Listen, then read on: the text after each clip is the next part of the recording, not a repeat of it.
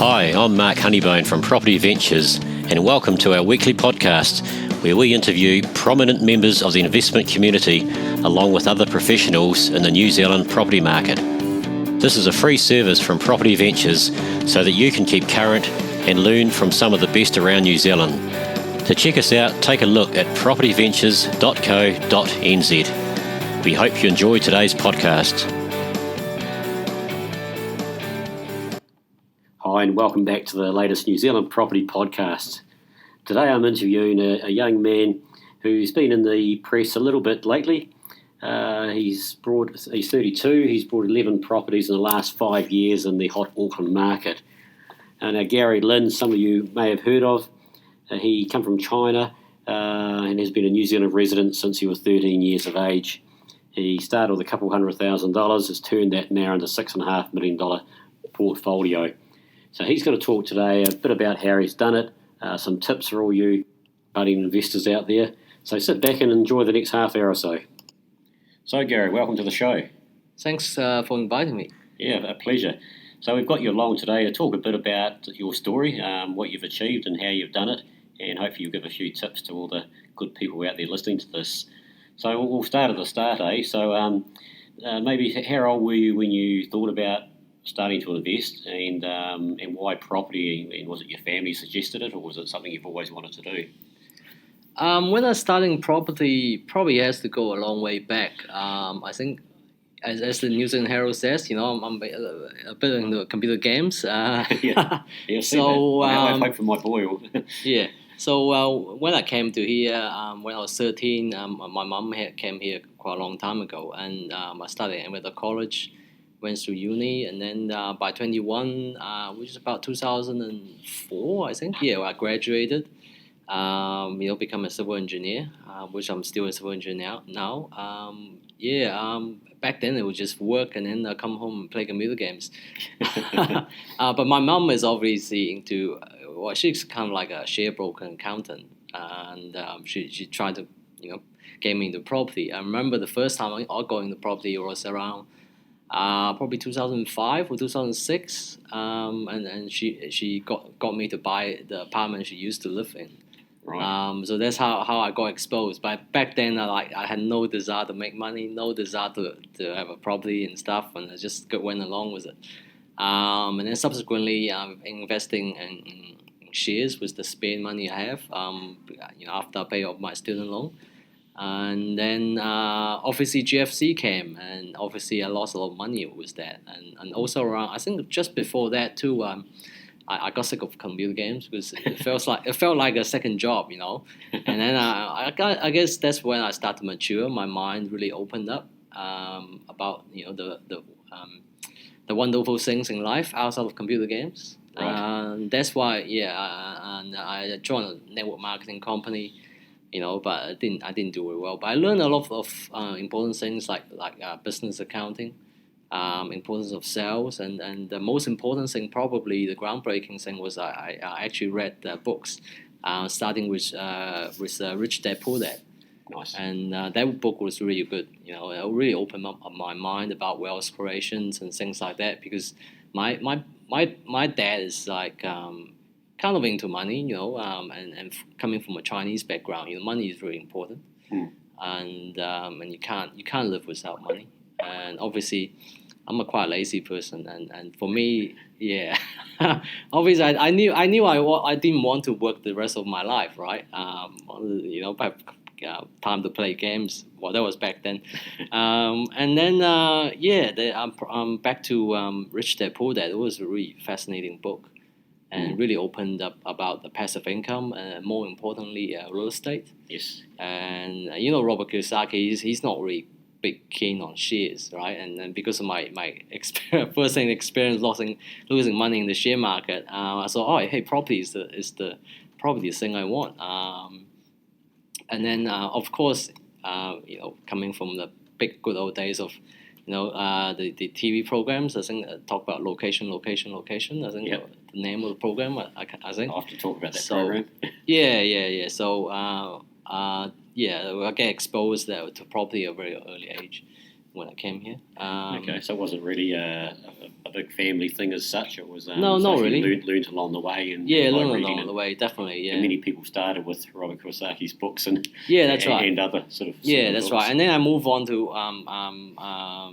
Andrew King's book, and then Ollie Newlands and things like that, and learn really about the basics. The yields and expenses and those basics you learn from the books, and then subsequently a friend I bumped into lent me a 3-day Academy DVD.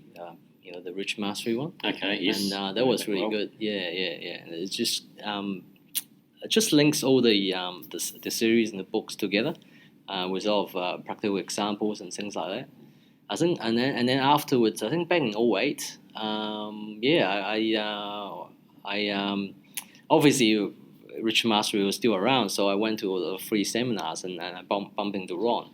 So at the time, after a few sessions, free seminars, I thought, hey, Ron looks like a decent guy, and so I inquired about mentoring and all that. But at the time, because I've just lost a lot of savings through the share market, so I didn't have much. So I thought I better drag my mum along because she had the equity. Mm-hmm. Right, and I thought I'll pay the fee, pay the mentoring fee, and then my mum can get me started, but also I can help her as well.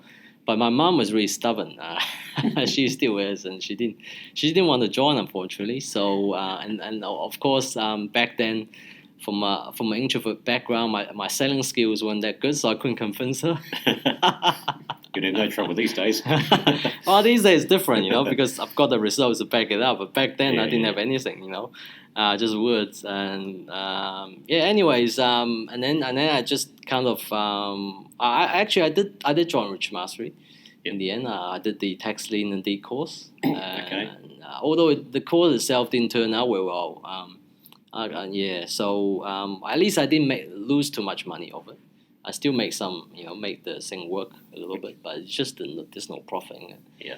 And time consuming, and it wasn't a business that I could continue forward. And then that's the time.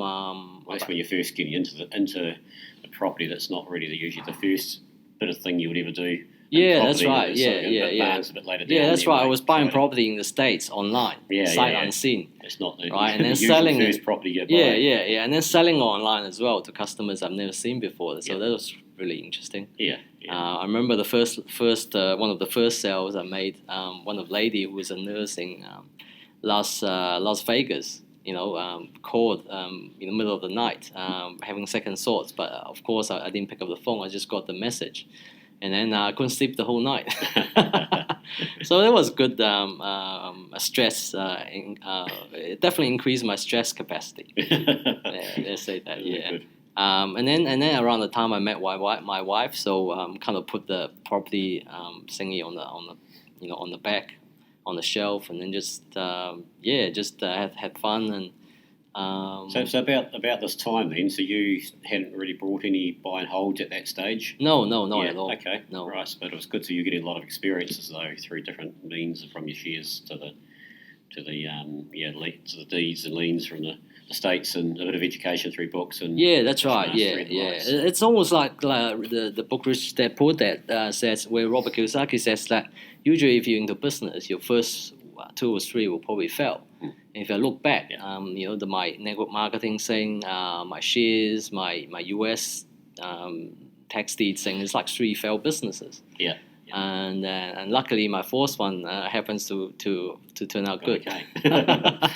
Yeah. No, very true what he says. It's and you see people, the very most successful people around, they've had failed businesses in the past, and sometimes the bigger ones have failed, and I suppose they do that at a different level. the 3 rule. Yeah. So looking back, I'm kind of grateful for that, because if you don't fail, you don't learn from it. Exactly. I think so. I think it's money well worth losing in that regard, because it's not that much in the grand scheme of things. But the main thing is made it through and got a little bit successful now. But anyway, back to the journey, my journey. So 2009, my wife and I, were engaged, and my because it's a Chinese custom is that the husband's side family provided deposit or the first home. Right. So my dad is kindly to give me 200K to start, and in 2009 we bought our first home in Avondale Heights, and that was for you to live in, or to live in, yeah. So that was really our first property, if you don't count the apartment one. Which I don't really count because I wasn't in control. I don't feel like I was in control at all back then. But anyway, in 2010, we got married, and then before the wedding, our friend told me she's considering joining Ron. I said, "Oh, hang on, I remember Ron, yeah." So I met Ron again, and then I really I was like so hungry to succeed and so I just joined immediately after the honeymoon, and so June 2010 onwards, we bought 9 properties within the first 3 years, 2.5 years actually, and so that was all before 2013, including my dad's place too, after he moved here, and after that we have 2 babies, and last year we bought 2 more plus our new home. So it's been good. Okay, well, that's pretty good. So how long? So you started your mentoring in 2010, was it? Yeah, that's right. So you had a few months. So you had done a lot, learned a lot, then just started your mentoring, and then had the confidence, I guess, to go and had some tools to go and decide how to buy prior 5 to houses or 9 houses in 3.5 years, which a few years before that would have been a bit of a foreign thing to you to even think about. Yeah, that's right. Yeah. Because back then, even though it was the DVDs and books, I just knew the basics, but I didn't. All I knew was that I was going to buy with no money down. Mm-hmm. Basically, recycle my first equity and just keep buying using bank's money. Yep. And then cash flow positive. So those are the only thing I knew. Yeah. Really. And when I joined the group, it really gave me confidence because I could see other students what they were buying. So back then in 2010, because Ron has been into Central Auckland, so most of the students are all the same, like working class people on salaries and things like that, and we were like that. So they were buying units about 7% plus yield. So we saw, hey, that's good. The students were able to get the deposit back after 3 months, and there was no money down, and then they were all positive cash flow. So, we just went along with it. Just so I can interrupt there, that's listeners probably got to remember whereabouts we're in the cycle we were back then and now. And probably the good thing you saw, well, you lost some money in shares, as you said, and so you saw the cycle not through property but through other means, which is quite good. And then by 2010 coming around, that was a fantastic time to be buying. I was around there trading and because you could, it's a completely different market than we've seen the last 2 years here, where you can actually negotiate a particularly good deal on most properties. Back then was easy. Yeah. So you did some no money down deals or low little equity or low equity. What was your strategy to get going? Basically, we just looked at properties that were run down or were poorly advertised. Or we've been sitting on the market for a long time, and then we just went in and lowball. Not lowball. Yeah, we buy on discount, obviously, and then after that we do them up and charge above market rent to get the yield. And then after about 3 months, we get the equity back through valuation. And that's such an important thing with a lot of people. We have a lot of traders listening to this, and they do the same thing, but they sell. And of course, when you trade, I've done numerous of these in the last sort of 7 or 8 years myself, but unfortunately when you sell, you don't get any more capital gains, obviously, but then you have all the selling costs and tax and what have you, and so that's what you're pocketing by not selling, I guess, every time. So it's helping you get ahead, and then you get because you bought well, because you've added value. That's all how it ticks on. And that's right. I mean, the last few years, I've sold my first home, and my mum has sold one as well, and definitely like for my mum's one, if she have kept it, she have be probably close to $500,000 richer. and that's probably quite unique in Auckland. Is that we just experienced this huge amount of capital growth, and the rest of the country, from what I heard is that they're just starting to boom. So it's definitely quite interesting. Yeah, that's certainly how the market is in New Zealand. It's Auckland gradually goes up all the time, and then has its real peaks. But the rest of New Zealand, with a couple of exceptions, obviously, seems to they'll stay stagnant for about 8 years, or 6 or 7 or 8 years, and then like this year and next year, the market's going to go particularly well, and they'll get great gains. They'll get 20% gains, and then it stays stagnant again for another 8 years, sort of thing. So Auckland does get that continual growth, which is great for when you add value to a place. Yeah, and also looking back too, I think in Auckland is quite big. So in the down cycle, like back in 2010, what I noticed that from experience is that in central suburbs, even back in 2010, property prices was starting to go up slowly. I remember when I bought my home in 2009, that was starting to heat up, and then I remember I think in February when the depreciation clawback for the building was removed. Actually, that quiet down the market a little bit. So that was just before I joined, and but gradually the market just kept going up, and the price we were paying was just higher and higher. Yeah. But if I started investing maybe in South Auckland or other areas, maybe probably I would have had to waited maybe a year or two for the market to pick up. But I think Central Auckland back then definitely started the rise before. Right. So when you were starting, you're in the early stages, that 3.5 years, you had a gap every time between each property, sort of thing. So you had a strategy of making sure you had a certain amount of equity back before you brought the next one.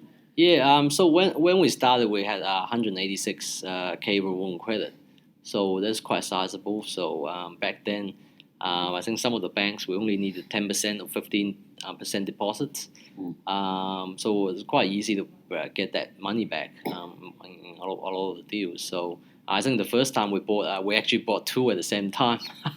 So we kind of jumping in the deep end there, and both needed renovations as well. So but usually we just do them up and then rent them out, and then we get finance again to buy more. Yeah. And we were fortunate enough that we had enough deposit to not having to wait too long for the previous one to come back in. Yeah. Okay. And then after 2 years or so, we just never had to do valuations again, because we were like having like 5, 6, 7 properties, and then each of them the value just keep going up.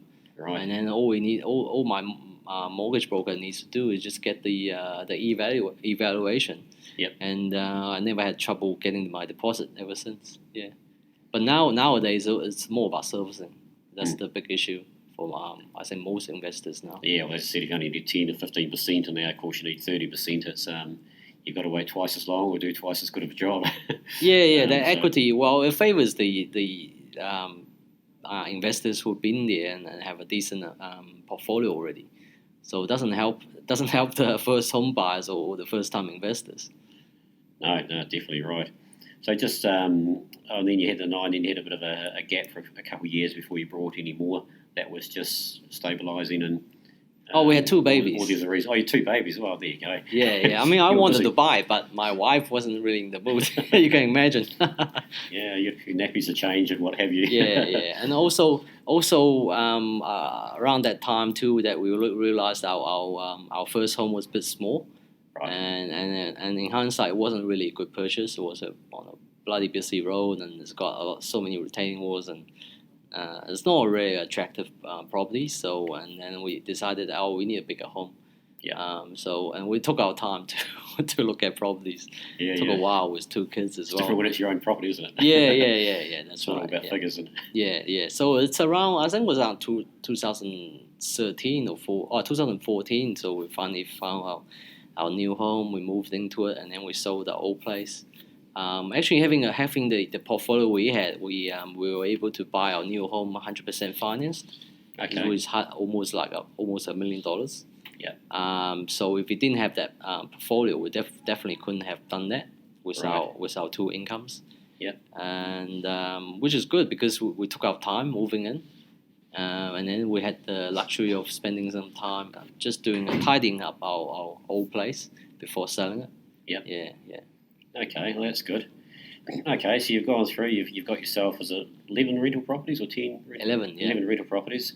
So for listeners out there, you've got if you manage it yourself, it's going to be a bit of work. What do you do regarding property management? Do you have a property manager, or you look after it yourself? Or? Yeah, I have a property manager. Yeah, so before the babies came, I used to manage all of them myself. Yeah.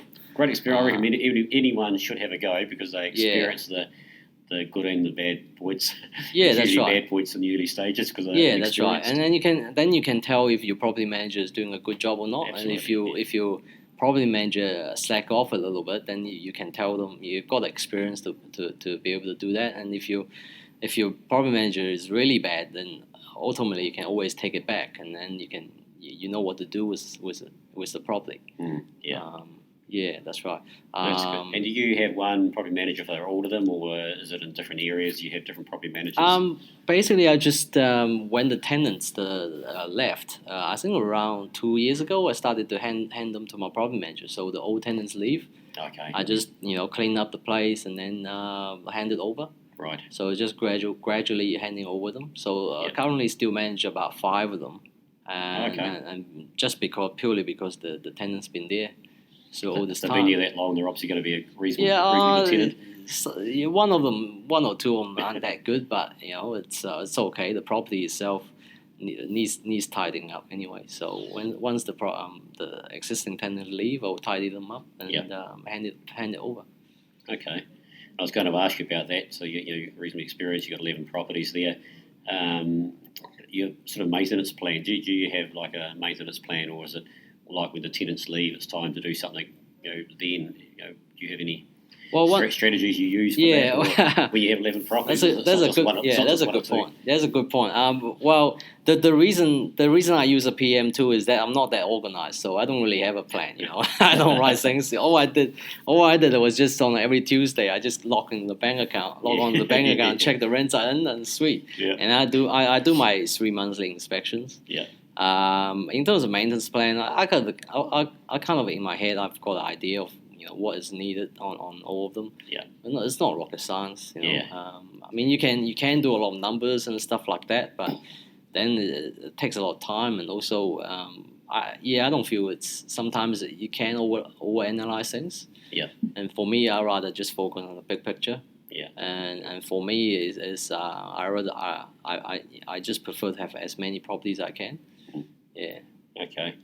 And if you have a good property manager or good management firm, they should be, as you said, looking after that themselves or recommending to you to what needs doing and that's what right. You. So that's why you're paying them to look after your property. So part of that's making sure it's still functioning well and what have you. Yeah, and the main thing having a property manager too is that like sometimes if you want to go on a long holiday and stuff, the last thing you want is your tenant ringing up and saying, "Oh, I'm deciding to leave now." Yeah. What do? You only got 21 days. Yeah. Do you cut your holiday short, or do you bite the bullet and then come back and look for a tenant? It's pretty tough going. Yeah. Okay. So so through your properties, one of your strategies has obviously been to recycle and then buy another one. Does cash flow come into it? Is it that important for you or your portfolio? How's you said you're buying units to start off with about 7% yield, which people would love to get in Auckland right now instead of a 4%. But has that been an important? Has it been you've drawn a line in the sand to say this is what you have to get, or have you just gone with the flow with how the market's gone? I think that definitely I just gone ahead with the flow. When I joined, I was looking at what other classmates were doing, and they were getting 7+%. So I would try to beat that. And the first 1 or 2, we got like 8 or 9%. Through buying a 1-bedroom unit and then converted to 2-bedroom. Nice. So that was definitely good. As for positive cash flow, I just looked at it as the money that pays the bank. and all the outgoings and stuff. And I personally don't use that money. I just leave it with the bank, with the rentals.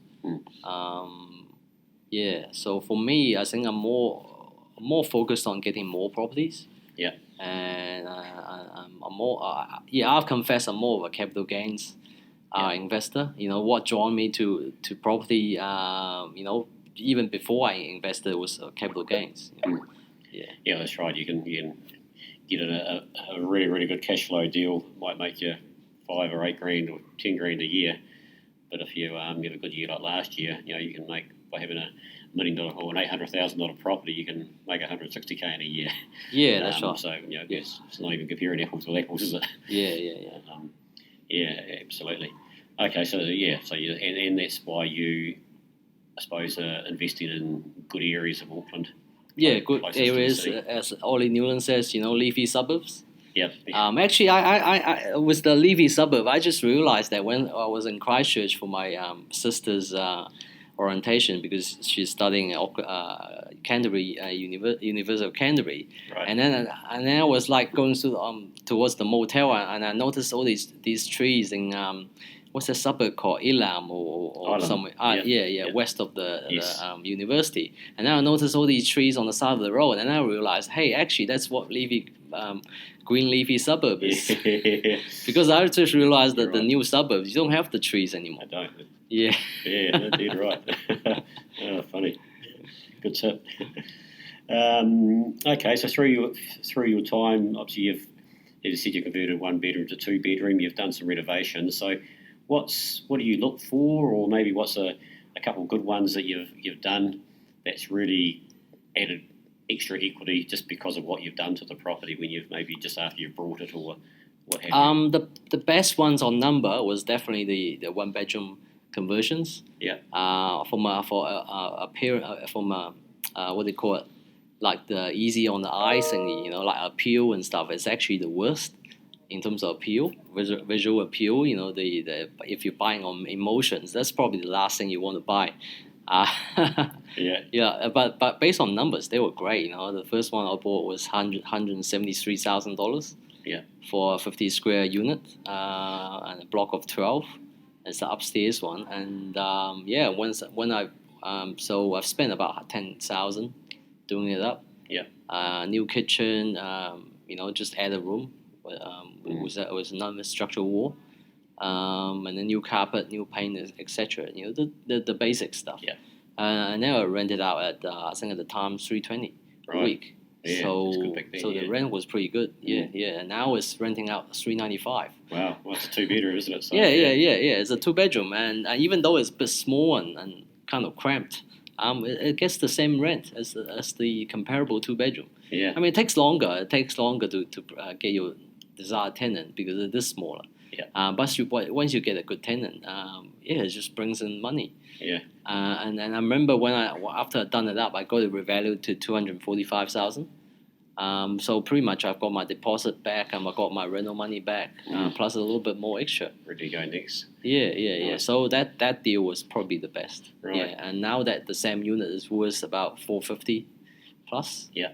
So in some of capital gain, it's like more than doubled. Yeah. That's phenomenal. That's good. And I suppose with specifics of that, because some people will wonder how you can visualise it or whatever. If you go into a house and you think, Jesus, there's a possibility of an extra bedroom, what sort of things do you look at that you decide, actually, I can add another room into this house? What do you sort of, when you walk through, are you looking at anything in particular? Obviously, you need the size. Is it purely that, or are there other things you look for? No, I mean, the amazingly, a unit is probably even harder than a house, I guess. But the main thing is that every house have got 2 entrances. You got the front and the back. Yeah. And generally, I've seen other people who have closed off the back entrance. Like having the back entrance as a part of the bedroom, your extra bedroom, which I don't really like. Yeah. So that's the biggest constraint is where the entrances are. Right. In relation to each other. Also where the hot water cylinder is. Sometimes it's not practical to relocate it. Right. Yeah. Because it does occupy 1 square meter, roughly. Yeah. And also where else? Well, the windows as well.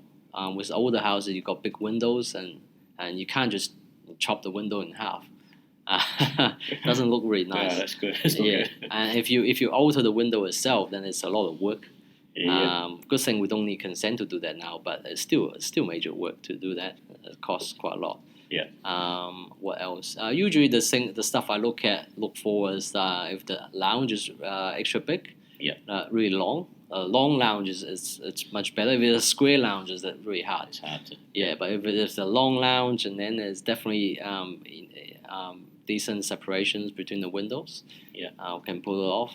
Sometimes if you don't have to have it at the lounge. Sometimes bring the kitchen in, because usually if you have the for units it's really hard to add one in the lounge, because often you don't have enough windows in a unit.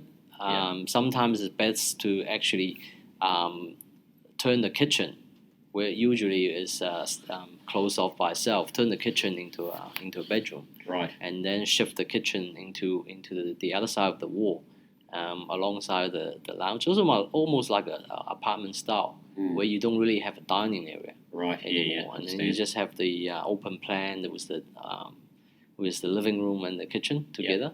And the thing is that with a kitchen, you don't really need a window for a kitchen. But you definitely need windows for bedrooms. You let the air get out somehow, but that's right. And then for bigger properties, there's a lot more options, because you got windows on all four sides. Yes. So usually, if there's a big massive bedroom, you can do something with it. Sometimes, also if there's a big bathroom and it was a separate toilet, you could sacrifice. You could expand. You can make the bathroom a little bit smaller. Right. And you make the toilet a little bit bigger, but you put in the shower and all that into one. Yeah. And then that's how you can get a bedroom as well. But it is an art itself, because every property is different. So it is kind of hard to tell the listeners how to actually do it. Yeah. I think the best way is actually just look at enough properties, get a feel of the size and of each bedrooms and the layout and stuff like that, and hopefully you can figure it out. Yeah. Yeah, the more properties you go into, the more different setups and arrangements you see, isn't it? And then that gives you ideas in the future. I guess the biggest tip too is that if you want to buy something that you want to add a bedroom, don't base your mass or your surfacing criteria on the after product. What happens if you buy it and then you found something, maybe a wall you want to remove is actually a structural wall, or maybe it's if you look at it, it's a plaster. You think it's a chipboard behind it, but actually it's got a brick wall behind it which you can't remove. Right. Little things like that. And what happens if it's not practical to add a bedroom? Then you're on reduced rent. So just take that into factor. Okay. And don't base your calculation on the best scenario. So base it on the worst scenario, that you can't do actually what you really want to do, and is it still going to work? Yeah. So instead of in Auckland these days, in Central, if you get 5% yield, that's pretty good. So what if you can't get 5% instead of you're on 3.5%? Is it still a good deal or not? Still, do you want to hold on to it? Yeah. No, that's all good. And just any tips about the exterior? What do you sort of look at on the exterior, or it's not so important with what you do? You obviously keep it. You're not getting it ready for resale. You're buying it to keep for long term. Yep. So really, any tips or whatever you do or don't do? With renovations, you definitely don't want to overcapitalize. So you want to define what you want from the renovations. Is that if you want to bring capital, you want to recycle the equity, then obviously you want to do up the property probably to a slightly higher standard to compare if you're renting it out. Yeah. Because if you're just renting it out, you just need to do basics. It doesn't have to look too nice and too flashy. You're more thinking about in terms of future maintenance.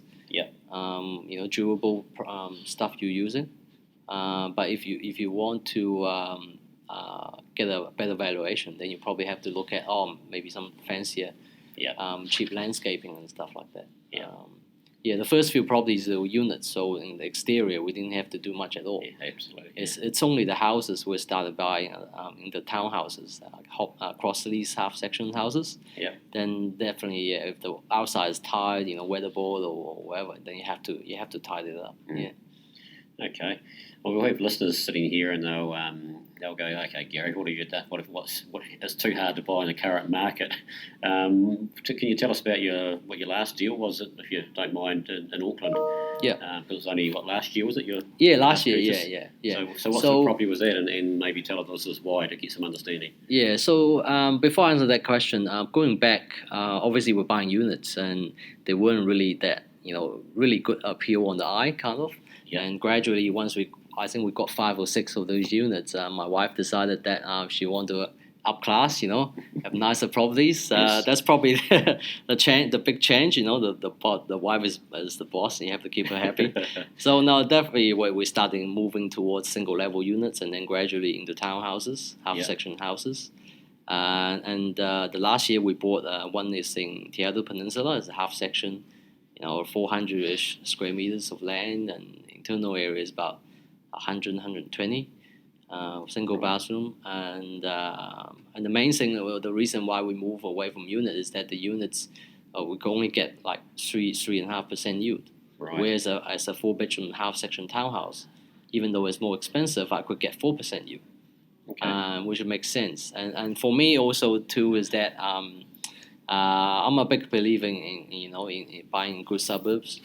So I mean, even though I recommend, some people consider South Auckland, but for me, I will never buy there because I never have. I probably don't have to. Yeah. Fingers crossed. I just prefer the areas I know. Yes. And the Peninsula one's good. 400 for 4% yield. Yeah. And the last one I bought was on House Bay Road in Emmerdale Heights. It's another half section as well. Okay. Just under 400 square meters of when you land. say half section, are they freehold or the cross lease? Cross lease. Yeah. Okay. For me, there's no problem with cross lease. Yeah. Some people have a hang up about cross leases for some reason, but yeah. For me, it's good. I bought it cheaper than a freehold, so and it gets the same rent. So why not? And they still appreciate the same in the same suburb. Yeah, definitely. Yeah. I'm interested. I was just out to the Peninsula last week with a building company, showing me around a lot of stuff. They hadn't been there for a wee while, to be fair, and it's really taken off right as we speak. And so you probably got on good even just last year. Yeah. The same property, if I've done it up, will probably be sell mid 800s now. Yeah. Can I ask what you paid for that? Last year? 696. Okay. Yeah, that's good. Yeah. Nice. Okay. There you go. Yeah, and the last one I bought at the Emmerdale Heights one is a 2-story. It's quite a big house actually, 4-bedroom again. Yeah. And I've got like 4.2% yield or something like that, which is good. Yeah. I bought it for just under 800,000. And the E value at the time was 1 million. Right. So I think the E value is a bit bit strange there, but there was a villa across the road with a cross lease as well, sold for over 1 million. Oh, okay. So yeah. Right. Well, that's all good. That'll help us get moving forward. So yeah. Oh, good work. Oh, that's great. Okay, so you're obviously active in the market. It's still in the Auckland market. So I'll ask the $1 million question. What do you see happening this year and maybe even out to next year in the Auckland market from what you see?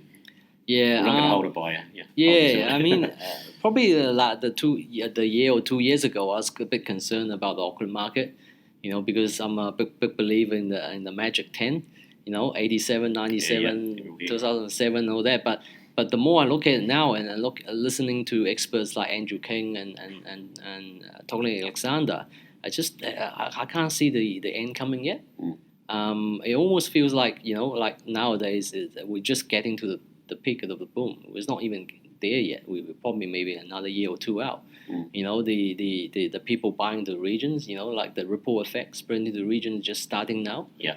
And you're just starting to hear about people selling Gold Coast, those sort of things. That's right. That happened 10 years ago. Yeah, the height of the boom back then. So I think it's got a year or two at least. But the major thing, I guess, if you look at Auckland, is that which is different to other parts of the country, is that we get a lot of immigration. Yes.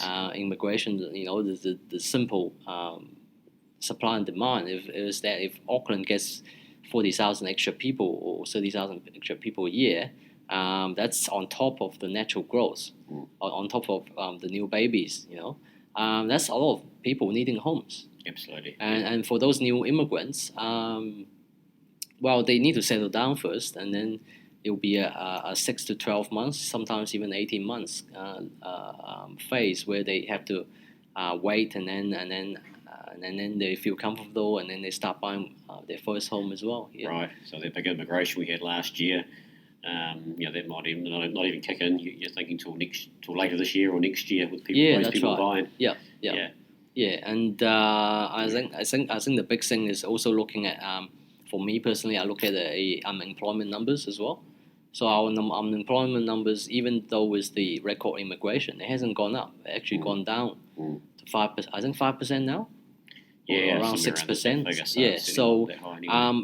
if the unemployment rate still drops, that means there's more jobs for people. So that will keep the immigration up.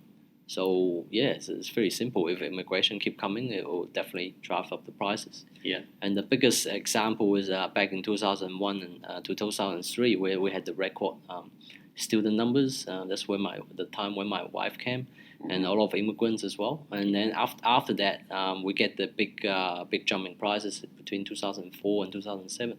Right. The biggest problem in Auckland's the transport, mate. You're in your Auckland transport. What are you doing about it? I've got you. I haven't got the mirror. Oh yeah, me, so we're doing something. Yeah, there's a lot of work going on. I'm not going to go into it now. But there is. Yeah, we're playing catch up, but we're definitely Auckland transport is definitely speeding that up. Yeah. But for me personally, I just prefer I'm not blaming you. I just prefer, like, if I'm an investor these days in Auckland, I'll stick to the good transport locations. Yeah. Don't buy in the fringe of nowhere and where it takes 20 minutes just to get on the motorway. Good times. Anything. Yeah. Experienced it yesterday. That's the trouble I see. It's sort of off topic a wee bit, but of the trouble I see in the motorway. There's such a lot going out west at the moment, but by the time it's all finished, are we still 10 years behind what we should have been? But you can only do so much, I guess. And Once Waterview and Stairway 16 is finished, then there's the east and west in Anihanga, where it connects the Stairway 20 to 1. And then we've got the CRL going on as well. We got the once probably that's done, then we'll have the second crossing across the harbour. Right. Okay. And the CRL, funny enough, is actually future proof for a railway to north. Right. So so I think once that the transport gets better and better, then it helps the city to grow. Because the big thing is that I think Stats in New Zealand has been forecasting Auckland population growth to the size of Canterbury in 2061, but now they're forecasting is 2030 something or 35 or whatever.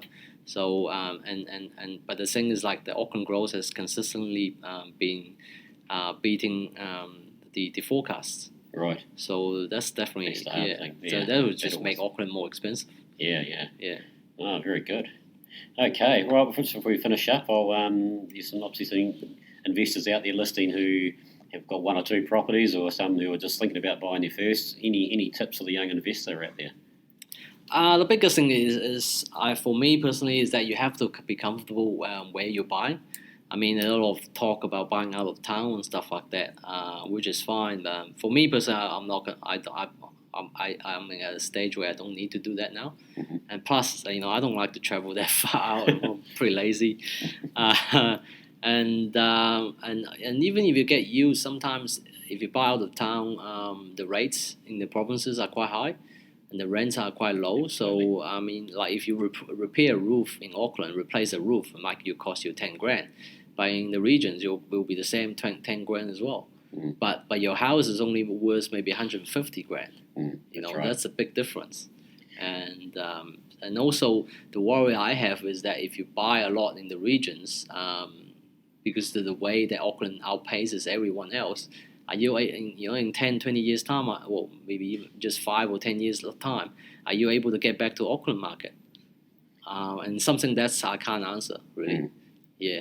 Yeah, that's very valid points there. So. I think even Tony Alexander even pointed it out. Maybe not online, but definitely through a function that I attended. Is that he's just thinking about that. And I've got a work colleague who went to Fungal to work for the last 10 years.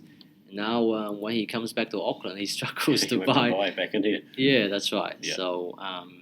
So cash flow is very important. But at the same time, you've got a really good income and stuff like that. For me, if I start over again, I would maybe not perhaps look in Central Auckland.